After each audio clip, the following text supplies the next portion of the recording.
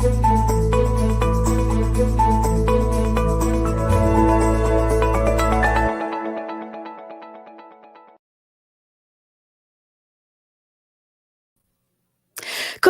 Texas? Ganun din sa Philippines, Canada, Australia, UK, United Arab Emirates o nasan man kayo naroroon ngayon. Samahan niyo ako dito sa Usapang Off the Record. I am your host, Aileen Ligot Dizon. I'm an attorney licensed here in the state of Texas and in the Philippines. And I am the managing partner of Ligot Dizon Law Firm that is based here in Houston, Texas. Yan. Mapapanood at mapapakinggan nyo kami every Friday 9 p.m. Central Time. At yan naman ay Saturday, 10 a.m. in the Philippines. We are live stream via Roof Chamber Radio Pinoy, Facebook, and YouTube channel. At ganun din sa YouTube channel ng Ligot Dizon Law Firm. Kaya like and follow us so you will be notified of our upcoming live shows katulad ngayon, di ba? Kami rin ay mapapakinggan via Spotify, Apple Podcasts, Google Podcasts, Pocket Casts, Overcast, and Listen Notes. Now, if you are joining us dito sa live show, you may post your comments, your questions, your greetings, and we or I will read them during the show. We will also try to answer questions that you may have for us today. Just type it on the comments box. Yan. Yun ang ating topic for tonight or for today ay divorce and adultery. Pero bago natin pag-usapan 'yan, ay gusto ko muna siyempreng, balitaan kayo kung ano na nga bang nangyayari dito sa Houston. Well, actually, it's not just Houston. So ang ano ko dito, "What's up Houston?" or "What's up United States?" Well, kasi, this is actually going to be a long weekend, 3-day weekend here sa US, no, not just in Houston. Dahil this is what we call our 4th of July weekend. Yan. Tinatawag nating 4th of July weekend kasi on the 4th of July ay celebrate ang Independence Day dito sa United States. Yan. So this is actually an annual celebration of nationhood dito sa US. Of course, it commemorates the Declaration of Independence noong July 4, 1776. Yan. So happy 4th of July sa ating mga nakikinig, sa ating mga kasama ngayon dito sa show, sa live show. At kung wala naman kayo dito sa US, nandiyan kayo sa Philippines o saan man kayo naroroon, ay sineselebrate din ng 4th of July, hindi lang as independence ng United States, but also yung American Friendship Day. Yan. So, ito pala, meron akong babakita sa inyo. Yan. There. So, happy 4th of July sa lahat ng mga kasama natin ngayon dito sa live show. Okay, and of course, hindi lang nga, like I said, it's not just 4th of July, but also we're celebrating the Filipino-American Friendship Day. Actually, ano to we celebrate kasi in 1946 nga, the US helped the Philippines, of course, to we began our good relationship with them noong 1946 when we were liberated from the Japanese, diba? But of course, this is also to show appreciation kaya meron tayong tinatawag na American Friendship Day. Pero nung panahon, I remember nung panahon ni President Marcos noon, the senior Ferdinand Marcos, ginawang parang holiday ang 4th of July, yan. Pero kaya lang nung pumasok na ang 1987, panahon ni President Corazon Aquino, ay hindi na siya dineclare na national holiday kaya may pasok na. Ayun. Okay. So, yun lang naman ang ating current events. Of course, mga kaganapan sa ating paligid, we should be aware. Alam ko na we are very hardworking people, but we should also be aware of what's going on around us because what happens around us, affect us, honestly, whatever it is, ng ginagawa nyo. So, be aware. Hindi tayo pwedeng walang pakialaman na lang, 'di ba?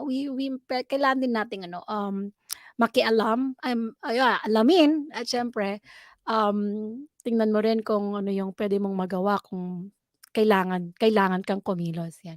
Naman naalala ko yung ano, I can't remember the exact quote na, yung kay Martin Luther King noon, ang sabi niya, ano nga ba yun, yung justice daw is not yung hindi ka, kapagka may nakita ka na injustice tapos hindi ka naman kumikilos, that's also another form of ano, injustice itself. So, kailangan kung may nakita kang injustice kumilos ka.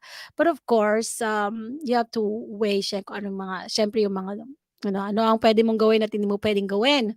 Hindi naman lahat ng gusto mong gawin, gagawin mo, 'di ba? Pag-iisipan mo 'yan. Okay, so, sa mga kasama natin ngayon sa live show, kumusta na kayo? Kung, meron kayong pa-shoutout, 'yan i-type niyo na 'yan sa comment box at ating, babasahin 'yan throughout the show. 'Yan, kung naninibago kayo bakit, si Attorney Aileen or ako ay nag-iisa lang sa show, meron kasi tayong, sinisimulang project, eh. So, later on meron pa rin tayong makakasama pa rin tayong mga guests. Pero for now, I wanna share with you muna itong topic natin. Ang pag-uusapan natin ay divorce and ano, adultery, 'yan. Bakit nga ba importante itong divorce and adultery? Alam niyo, um, of course dito sa US, ay legal ang, 'no, mag-file ng divorce, makakuha ka ng divorce. Although sa Philippines hindi natin alam kung ano, kung maipapasa na ang batas na 'yan. Pero for now, dahil yan ay, legal dito sa US, maniwala kayo sa hindi, ang dami-daming mga divorce cases every single day. So, sa isang county nga lang dito, 'pag tiningnan mo parang almost every day, merong nafa-file na divorce.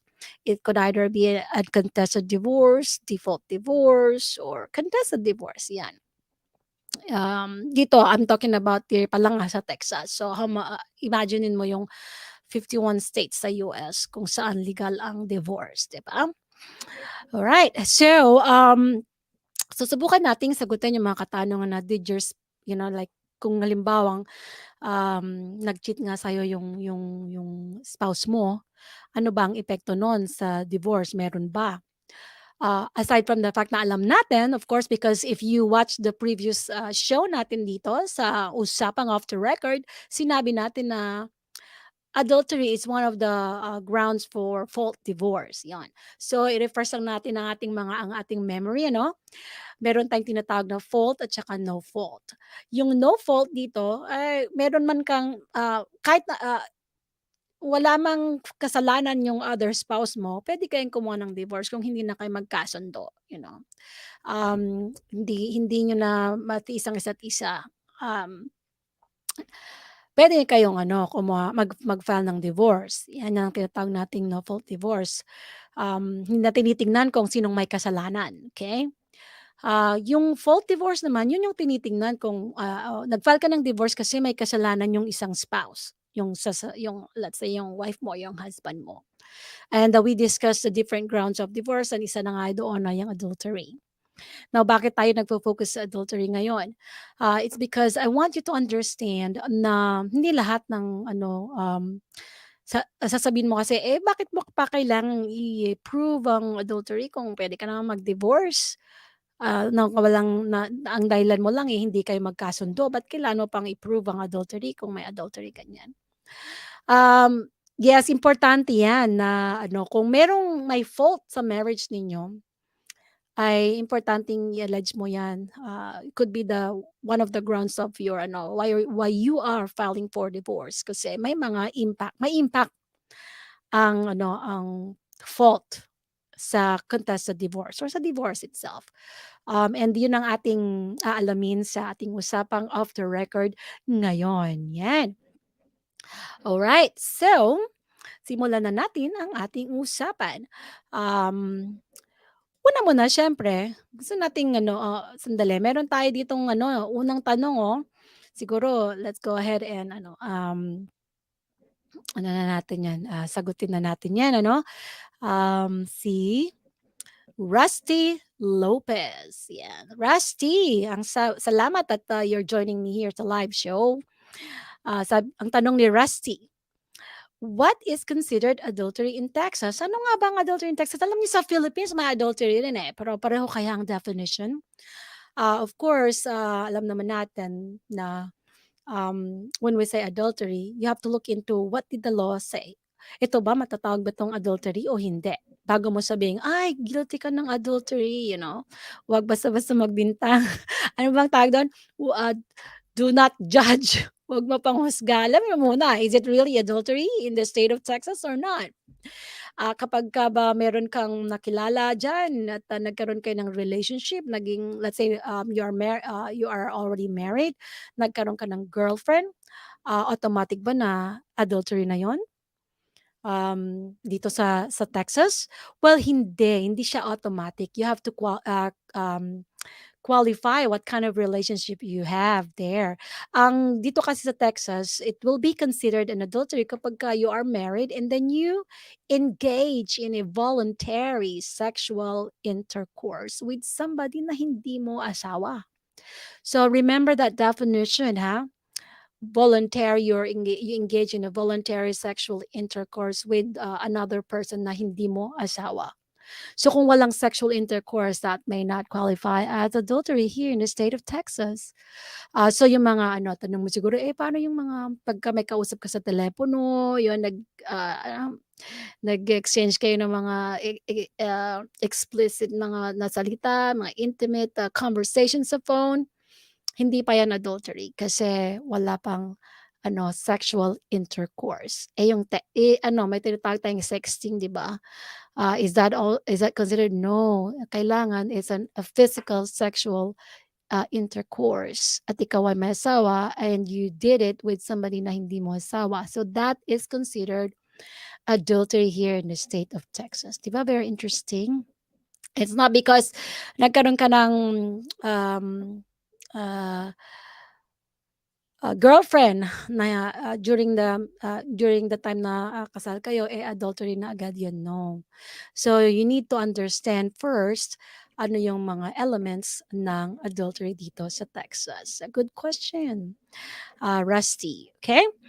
Alright, so before we dig deeper into our discussion, I wanna share with you ang ating what if scenario. So, if you notice last time meron din tayong what if scenario, no? And then we talk about it. So ngayon din meron tayong what if scenario. And this is something that I'm really wanted to try here on the show. And and meron naman tayong mga feedback na they like it. It's nakaka-relate sila. So let's listen dito sa ating what if scenario kung makaka-relate din kayo. So let's watch our My childhood friend migrated to the US in 2002. She's a nurse. She stayed in California and moved to Houston where she met her husband, also a nurse. They were married in 2005. They were happy, at least for the first 2 years of their marriage, until her husband started cheating on her. She caught him talking to another woman late at night or sometimes early dawn. That woman turned out to be a co-worker of her husband. She did not have any proof of their relationship other than those phone conversations. Her husband does not have a Facebook account.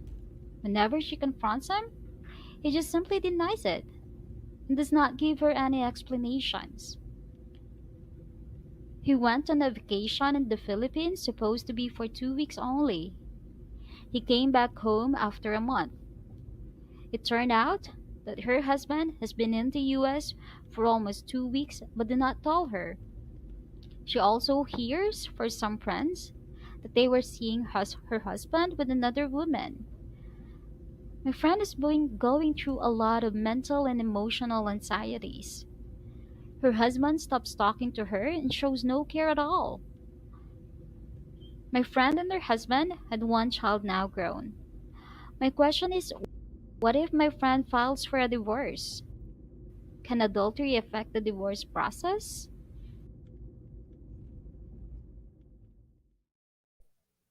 Ayan, so yung kanyang question ay, can adultery affect divorce process here in Texas. As yun naman ating topic today, you know. So if you're able to listen to the what if scenario, so nangyari dito, and this is not, this is actually kind of common na story na naririnig ko, yung mga mag-asawa na matagal na, and then may, all of a sudden may mga nangyayari na yung isang spouse ay nag-cheat na doon sa other spouse. Although hindi naman kinlarify doon sa what if scenario natin kung merong sexual intercourse, pero sinabi doon sa scenario na yung husband ay umuwi ng Pilipinas at dapat ay bumalik na siya after 2 weeks, pero tumagal pa ang another 2 weeks. So pang-apat na week na wala pa ang husband, hindi pa umuwi. So nalaman na lang niya na he's already been here for almost two weeks. Eh nasan siya noon, 'di ba? Kaya tamang hinala naman yung yung wife na oops, siguro nga talagang totoo yung hinala ko na meron nga siyang ibang, in this case ibang babae. So we cannot generalize. Remember, we have to just we cannot just say, oh, he's already guilty of adultery. Okay, it's not as simple as that. No, but before we talk about how do we prove nga that he's committing adultery, siguro sagutin muna natin na ano ba yung role ng adultery dito sa Texas divorce talaga? Bakit importante 'yan? Um, Dito sa Texas, hindi naman talaga illegal ang adultery, hindi ka naman maki-criminalized because nakipag-sexual intercourse ka sa iba sa ibang, tao na hindi mo asawa, 'no? Hindi siya, it's not illegal in Texas. I'm not saying na, "Yes, go ahead and do it." But, it has an effect sa sa just in case nagkaroon na kayo ng divorce. Kasi magiging ground na siya as magiging fault divorce na kayo. So, kailangan patunayan na may adultery. Bago natin pag-usapan kung paano mo papatunayan may adultery, bakit nga ba mahalaga na mapatunayan mo na may adultery? Ano ba ang epekto nun? Although, like I said, it's not illegal in Texas ang adultery, ay nakakaapekto yon sa desisyon ng judge later on do'n sa divorce case niyo. Remember sa divorce case may mga issues kayo na dapat ninyong i-settle, may mga issues na dapat, i-address ang judge during yung divorce, process na 'yan. At, isa sa mga at ang mga common na issues natin diyan ay, division of your property. Kasi siyempre dito Texas is a community property, so 'pag nag-divorce kayo, pag-uusapan ninyo kung papaano i-divide yung, community property ninyo because remember Texas is not automatically 50-50 ang hatian diyan, okay? Ang ang division of the property of community property during a divorce, proceeding or divorce case ay, based sa just and right. So, just and right. And how do we determine what is just and right? Doon na papasok the fault. Sino ang may kasalanan sa sa marriage? Bakit kayo nagdi-divorce? Sino ang may kasalanan? Sino ang may mas mabigat na kasalanan? So doon na papasok yung iba't ibang mga factors. At isa nga sa mga factor na yun, adultery, fault divorce, 'yan. So it could affect nga yung, issue ng division of your property. The other issue sa sa divorce, proceeding ay child custody and, child support. So, may tanong dito nga na sige pasok na natin yung tanong ni Rusty Lopez na ang tanong ni Rusty ay, "Can adultery impact child custody?" Ang sagot ko diyan ay, well, generally hindi, okay? Um, Adultery is not a determinant, factor in terms of kung sino ang magkakaroon ng custody sa bata. Remember, custody here in Texas is called conservatorship, and we have either sole conservator or joint conservator. Sole conservator, ibig sabihin, yung other spouse, visitation right na meron sa kanya. Pag joint naman, pareho kayong merong karapatan dun sa bata, pero isa lang, pero may isa sa inyo na primary. who will decide yung saan titira ang bata, pero you have same access to the children or to your child. Ngayon, although ang adultery is generally not a factor to determine kung sinong mas may karapatan or si kanino mapupunta ang custody or conservatorship, it could affect naman ang decision, kung sakasakali man na if your adulterous relationship will affect the child, the best interest of your child or your children, then it will be considered by the court. Okay, let's say for example, Rusty. Example, uh, meron kang, you're committing an adulterous relationship, pina-prioritize mo na yon kaysa doon sa anak mo. Okay? Let's say you're supposed to pick up your child from school, hindi mo na pipick up because nakikipag-date ka pa doon sa karelasyon mo. So then, yung adulterous relationship mo is already affecting the best interest of the child, and that could be taken as a factor by the court. So it's not necessarily yung because you are committing an adultery, um, ano na yon, sasabihin na alam mo na kung kanino mapupunta yung mga bata. O ikaw ang you're guilty of, you are the one committing adultery. So sa akin mapupunta ang custody ng mga bata. Not necessarily. Like I said, it depends if it affects the best interest of your children. Yeah, good question. Now we have here si Rochelle. Rochelle, Ligot Seco. Good morning, sis. Pa-shout out ulit, Ligot Seco family. Yes, hello sa inyong dalawa ni Mark. And of course, the two, yung dalawa kong pamangkin. Yeah, thank you for, joining me here sa live show. Okay? All right. So, now that we know na ano nga ba ang definition ng adultery dito sa Texas at makakaapekto nga ba yan sa ano ang apekto noon sa divorce, we said that basically sa division of property, yes, sa child custody pwede kapag naapektuhan yung best interest ng mga bata. How about yung sa child support? Hindi rin siya factor, pero like I said, kung prioritize, you are prioritizing yung yung adulterous relationship mo, naapektuhan yung mga bata.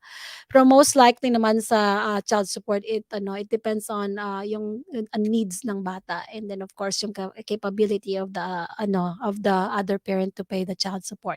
So not necessarily na may effect ang adultery sa child support. Yan. So, ngayon, meron tayong another question din that we would like to discuss. Ano nga ba? So, ngayon, we said na, okay, may impact nga siya, di ba? Siguro, may mga, kasi ito naitanong din sa atin ito eh. So, sabi how does adultery affect alimony in Texas? So, I guess this is a good question kasi syempre, let's say halimbawa ngayong mag-asawa, hindi naman pareho ang kanilang income at tapos magde-divorce sila, may effect nga ba ang adultery sa alimony, award of alimony here sa Texas? Sasagutin natin ang tanong na yan pagbalik natin after a short break. So, stick around. Hello to everyone from Roof Chamber Radio. I'm encouraging all of you to stay here, stay in this chamber. If you want to be inspired, you want to be encouraged, this is where it's at. And we're all going to need this, especially, in this new year that we're in. We don't know what's up for tomorrow. We don't know what's going to happen next week or next month. But I believe that when you gather with people who believe in the power, the faithfulness, and the goodness of the Lord Jesus Christ, there is power in that in itself. So stay here.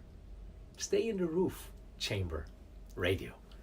Be inspired, be encouraged, and let's all go through life, not on our own, and more than just with each other, but let's speak the faith, let's share the faith, let's live by faith, and let's walk by faith.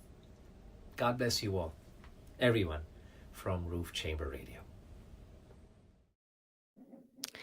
And we're back. Siyempre, nandito pa rin tayo sa Usapang Off the Record. At kung kasama namin kayo sa live show, you can post your shout out, your comments, and we will read them throughout the show.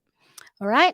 So let's look into the last question natin before we took a short break. Okay. So sabi natin kanina, may epekto nga ba ang adultery in terms of alimony sa Texas? Okay. So let's see kung merong nagtanong about alimony dito sa atin. Okay. All right. Okay, so ano ba yung alimony? Ang alimony kasi is spousal maintenance ang tawag namin yan dito sa Texas, no. It's not automatic ang spousal maintenance or alimony here sa Texas, hindi yan automatic.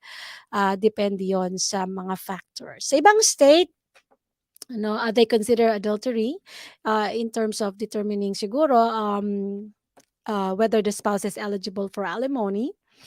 Sa iba naman, they use the need to support. Kung kailan ba ng support ng spouse, then they might award alimony. But dito sa Texas naman, the court will look into several factors. They will look into the actions of both spouses when the court is making a determination whether an alimony or spousal support is need to be awarded. Okay, needs to be awarded. So, the court, pwede namang, like I said, it's not automatic. The court could deny alimony, okay? If the spouse committed adultery, okay? So this is regardless, of course, of the ability of the spouse to provide for his or her own financial need or to pay for kanyang mga needs, okay? Now, una, okay, so here sa Texas, meron tayong mga factors eh. Okay? Unang factor natin dyan is are you eligible? Is the spouse eligible to receive a spousal maintenance? Okay? So kailan mo nang i-prove mo na eligible ka for spousal maintenance. And there are while there is no guarantee of alimony in Texas, the court may award spousal maintenance if you're able to prove that you're eligible for spousal maintenance. And to determine eligibility ng kung you're entitled to spousal support, you have to prove at least two of the things that I will mention. Okay, una muna, hindi mo kaya, the spouse who's asking for a support, a maintenance, cannot provide for his or her own needs, basic needs, financial need mo. Okay, when we say needs, we're talking about the minimum reasonable needs. Okay, hindi na naman kasama yung luho mo sa katawan. Kung dati shopping ka ng shopping, yung maluho yung pamumuhay mo, tapos syempre pag magde-divorce ka na, hindi mo na kaya. That's not what we mean by unable to meet your financial needs. Here we're talking about minimum reasonable needs for you to survive. Yung mga basic needs mo, yan. And of course, aside from the fact na hindi mo makayang suportahan yung minimum basic needs mo, reasonable needs mo, ay either yung one of the spouse, yung hindi nanghihingi ng spousal support, ay guilty siya ng family violence crime, ganyan. So involved siya sa he or she was guilty of domestic violence or family violence, yan. So the other spouse, okay? So yung biktima na spouse, kung hindi niya kaya, hindi niya ma-meet yung minimum reasonable needs niya, and mapatunayan niya ito, then the court may award spousal maintenance. Actually, there are a lot of, spousal maintenance in itself will be a big discussion. So we will have a designated episode for that, so that you will understand more. What I'm trying to say here is that adultery could be not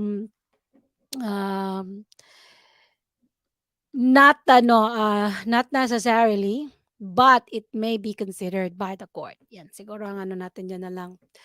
um, if you are eligible for spousal maintenance. Like I said, it's going to be a big discussion, another probably a whole episode of usapang off the record. Okay, so okay, let's look at the comments here. All right, here we have a question here from Orly R. Dizon, from attorney Orly. What if the spouses are already living separately and the other spouse is already having a sexual relationship with another, not the spouse? Can that still be considered adultery? I think what he's trying to say here is that you're still married with each other, pero you're already living separately. No, wala namang legal separation dito sa Texas. So, even if you are separated, hindi na kayo nagsama for a long time, as long as you're still married and then you engage in a sexual intercourse with another person na hindi mo asawa, then that could still be, that is considered adultery here in the state of Texas. Eh bakit kailangan mo pang hindi na kayo nagsasama? It's been a long time. You probably have, both of you have already moved on. One of you had got into a new relationship pero hindi nyo pa na-dissolve yung marriage niyo. You're not yet divorced. So, yung sexual relationship mo doon sa other person, that is still considered adultery. And ano naman ang kahalagahan nun? Bakit kailangan importante pa yon na malaman? Because pag nag-divorce na kayo and then you'll have to divide your property, then adultery, that act of adultery is still going to be considered in terms of award of what is just and right division of your community property. Okay, kaya mas magandang you terminate yung marriage mo bago you get into another, serious relationship that involves sexual um, uh, act or sexual relationship mo, ganyan. Okay? So, hindi porket just because you are already living separately, you can already do whatever and it will not impact your divorce later on. No, that is not true because remember, Texas is a community property. So, whatever you earn, whatever you purchase during the marriage, except of course yung mga exceptions natin dyan, I will be considered community property. So then, during division of your property, during divorce case ninyo, then yung fault mo will still be considered in terms of what is just and right, division of property. Okay, ayan.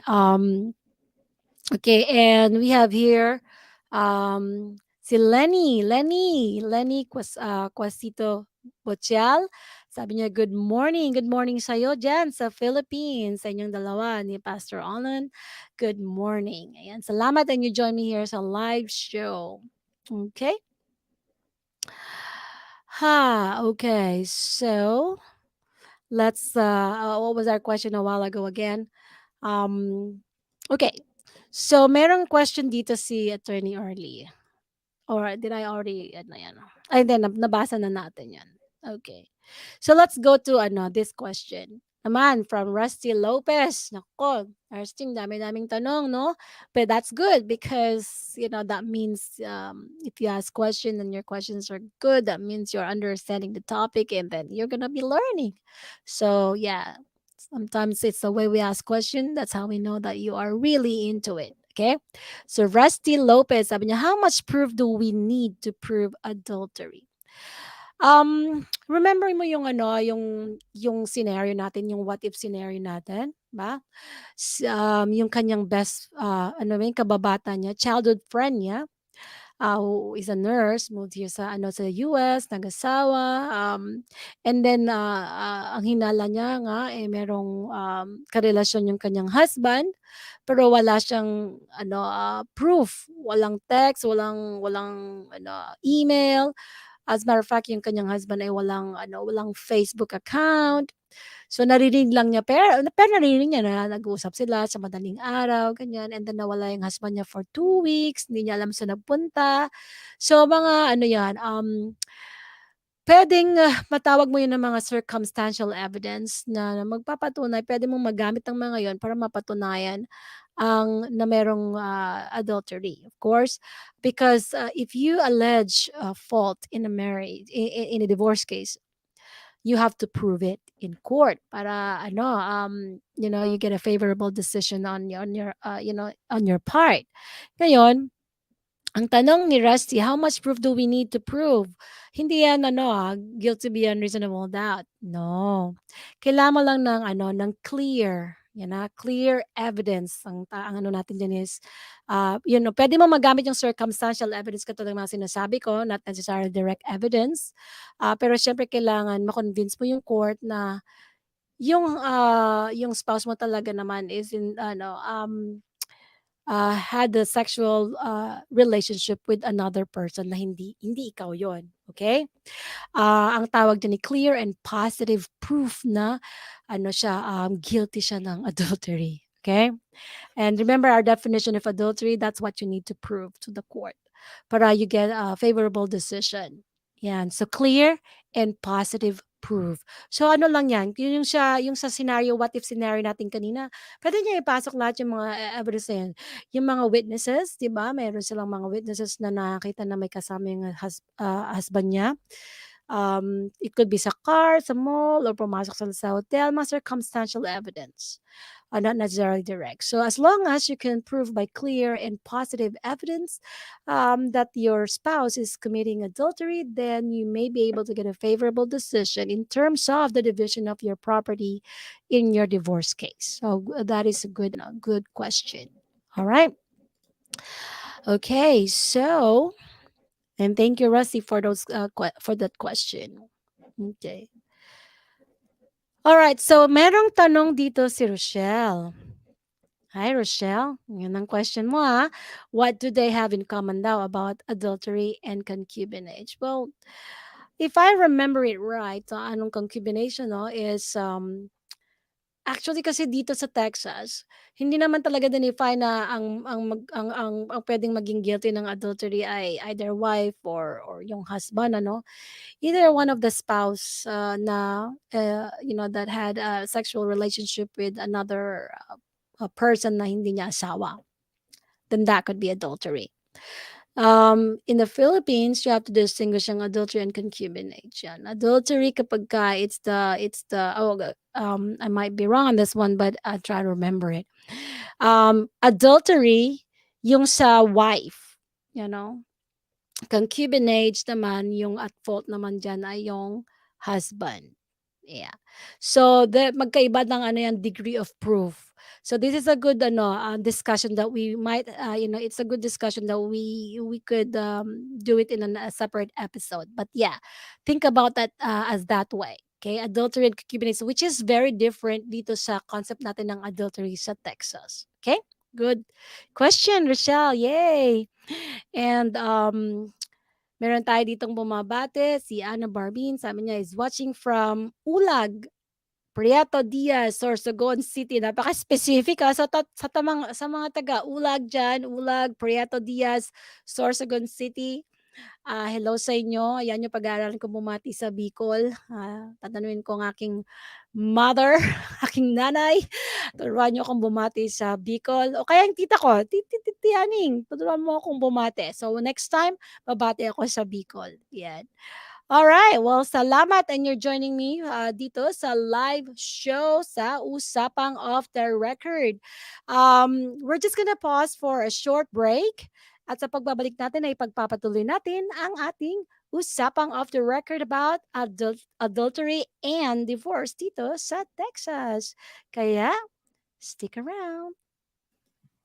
Hi, we are so pleased to be with you. Thank you for being with us. We want to invite you to be part of the Difusión Latina, Portal de Fe.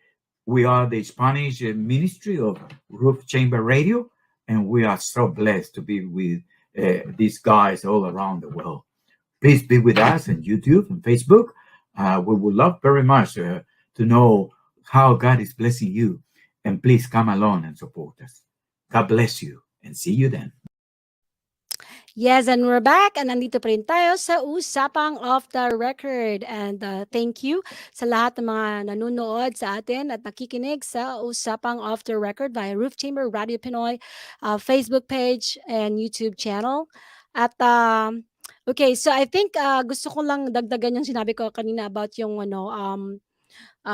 yung sa proof ng adultery kasi binigay lang natin example kanina yung yung scenario but I'd like you to know pag sinabi mong circumstantial anything that could that could help establish your claim that there is an adultery going on, okay?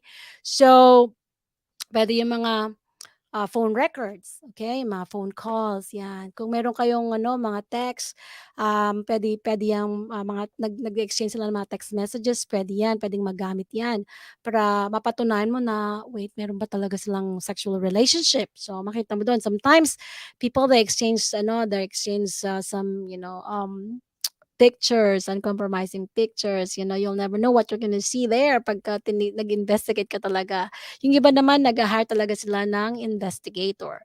And yeah, it will help na if you can find something there that will show that your spouse had sexual relationship with another person, then you may be able to establish adultery. And so bank statements, yung mga bank accounts in your credit card statements, you will be surprised what you will discover from those statements. Emails, yan, yung mga photos and videos. Dito sa kanina yung ating what if scenario, wala siyang Facebook siguro. Talagang sinadya niyang walang Facebook because sometimes, Facebook is giving us a lot of details. Kaya pakaingat kayo dyan sa paggamit niyo ng Facebook. You'll never know when it's gonna be used against you. Okay? Because syempre that is, resibo nyo yun eh. Makikita dyan sa Facebook talaga. So be very careful with whatever you're posting and sharing to the public. And even if sabi mo, oh, I did not befriend my spouse, there's no way makikita niya, but yung friends and friends and friends niyo, 'di ba? Nangyayari yan sa Facebook. Yan. So nag-ingat kayo sa kung ano man ang inyong mga pinopost diyan. Because those could be used against you. All right? Okay, so let's see. Do we have another question here? Okay, so let's address this question ni Rusty Lopez. Good. Daming tanong It's good, Rusty. All right, sabi niya, wife is stay at home for 15 years and has no job during that time, while the husband went to medical school and eventually become a doctor, earning a lot of money. Can she get percentage alimony based on the salary of the husband? Remember, Resi, I told you that we can have a separate discussion of alimony because right now we just want to make sure that we are focusing on our topic, which is adultery impact. But of course, just to give you a quick answer on this question, may impact ba the fact that the husband was able to go to school during the marriage? Yes, meron yan in terms of kasi um yung ginastos ng husband sa pagpapaaral niya sa sarili niya, kaya to enrich himself, naging doctor siya para kumita siya ng malaki. Yung wife naman nasa bahay lang. Pag sinabing mga sa bahay lang yan, hindi lang yan natutulog sa bahay. Your wife is also using her own time and effort to take care of the family. So definitely the factor yan na i-consider ng court. So good good analysis. Okay? All right. So wow, it's already 9:44, but let's see if there's any more important matter that we should talk about here sa in terms of adultery and divorce in Texas. So we already said that adultery is not illegal in Texas, but it is a factor that could be considered in terms of division of your community property during divorce case. Um, what else? Sinabi rin natin na adultery will not generally not impact child custody order of the court unless the adultery or the adulterous relationship is already is not is being prioritized to the detriment of the child. So you will look into the best interest of the child in terms of considering adultery in child custody. Child support, not necessarily. It depends on the needs of the child and the capability of the other spouse to earn. So meron tayong certain percentage, and that is another a good topic here sa usapang off the record. Let's look at the other topic. We already said, how do you prove adultery in Texas? So remember, it's clear and positive proof. Kailangan yung, it must be reasonably clear pag sinabi natin yan. So not necessarily direct. Of course, if you have direct evidence, that's a strong evidence. But if you don't have, sometimes you don't really have those direct evidence showing proof na there was a sexual relationship going on with your spouse and another person, then you can use all the circumstantial evidence. Okay, so that is why if there is a factor of adultery, wag niyong babaliwalain yan in terms of your divorce, kasi it could play a very big factor in terms of division of your community property. And sinabi rin natin na kahit na you are already not legally separated, because there's no legal separation in Texas. If you are physically separated na and you engage in a sexual relationship with another, that is still adultery. Kasi you are still married. Yan. Okay? So, it's it's a topic that you might not think that it's not gonna affect me, but it might affect your friend. Just example doon sa ating what if scenario, yun yung kaibigan niya. So she's actually asking questions na hindi man makakatulong sa kanya, pero makakatulong dun sa yung information na yun ay makakatulong sa kanyang kaibigan. So, it's always good to learn something new. At yun naman nating purpose dito sa Usapang Off the Record is to, this is our public service na we can share legal knowledge. Although there is no attorney-client relationship, or just sharing it with you, feel free to share it also to others. Yan. Okay? All right. And may mga konting announcement tayo. Pagbalik natin na, we'll just pause for a short break and stick around. Hi, my name is Marilyn Rogers. I am the auditor of the Philippine American Chamber of Commerce, Greater Houston area. Please watch the Biz Talk every second and fourth Thursday of the month via Roof Chamber Radio Pinoy Facebook page and the YouTube channel. See you all!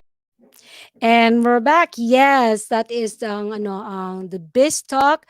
The TBT na, that is another show na mapapanood ninyo dito sa Roof Chamber Radio Pinoy Facebook page and YouTube channel. It's all about business yan, where people and business matter. Ayan. All right, so konting announcement lang. I just want to share with you yung mga events na napapanahon where actually I'm involved in ako in terms of preparation, or I'm part of the organization. So just want to share with you. Invite ko kayo kung nandito kayo sa Houston area. Ayan, kikita ninyo. This is the University of the Philippines Alumni Association in Houston, gala. So we have a gala. Ang team namin ay tulong sa pag-aaral at kabuhayan. Ito ay gaganapin sa October 22nd, which is a Saturday, 6 to 11 p.m. Sa Houston Marriott Sugarland. If you have any question, you can reach out to Wally Arias and Ruth Adsuara, or you can also reach out to me. I'll be happy to connect you, or maybe if I can answer your question, then I'll do that. So yung mga taga UP, dito sa Houston at sa mga nakapaligid sa Houston, like yung mga taga Dallas dyan, you are very much invited. Yung mga taga Austin, San Antonio, UP and friends, mga UPian and friends. Samahan nyo kami sa October 22nd sa aming University of the Philippines Alumni Association gala. Ayan. Okay. Alright, and the other thing na gusto kong i-share sa inyo ay etong Let me pull it up. Share natin yan. Tignan niyo mga ginagawa natin sa community. So ito ay this is an opportunity to volunteer if you are here in the Houston area. On July 9, Saturday, that was next Saturday. That is next Saturday from 8 in the morning to 11:30. That's actually 11:30 a.m. So meron tayong food distribution dito in coordination with the Christian Community Service Center and USAID Food Bank. Sana nagvo-volunteer din pagka may time to distribute food. So yeah, it's gonna be at the Gethsemane campus of St. Luke's United Methodist along Bel Air. Yeah, that's one opportunity to get involved in the community. Some kind of a humanitarian service. Okay? And let's see kung meron pa tayong mga bumabati. Okay, so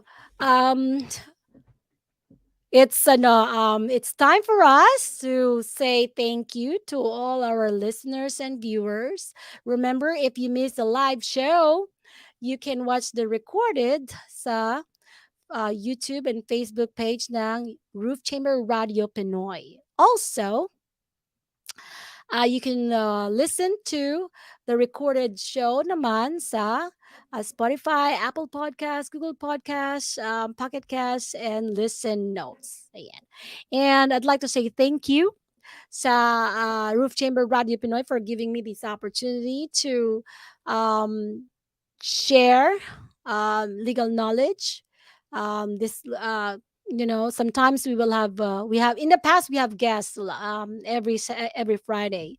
We will also do the same thing. It's just right now we're just kind of doing a little bit of soloist here. Because I'd like to really discuss, because ang dami-dami nagtatanong about divorce here in the state of Texas, and maybe this is you may not be in Texas, but you may know somebody who might need the information. So importante din na may share natin yan. Okay. And if you have a later on question for me, you can call 713-309-6464, or you can visit LigotDizonLaw.com. Okay. Okay, so I also wanted to say thank you sa ating president ng Roof Chamber Roof Chamber Media, si 𝘱𝘰𝘲 Villacine. Magpagaling ka na, 𝘱𝘰𝘲. We miss you sa show. I know that if you have the opportunity, I know na nakikinig ka at nanonood ng ating show. Kaya naman, magpagaling ka na, okay? At sa lahat ng mga nakasama natin dito sa live show, maraming salamat. At hindi kayo nagsasawang samahan kami sa mga taga Philippines, Canada, Australia. At of course, dito sa US, saan man kayong states naroroon, maraming salamat at sinasamahan nyo kami. So, I'll see you all next week sa isa na namang Usapang Off the Record. This is Aileen. Have a good weekend, everyone. Have a good 4th of July weekend. Mag-ingat kayo sa celebration. I know you're gonna see a lot of fireworks this weekend. I'm hoping to see a lot of fireworks this weekend. Kaya enjoy your weekend. Make it worth it. Bye, everybody.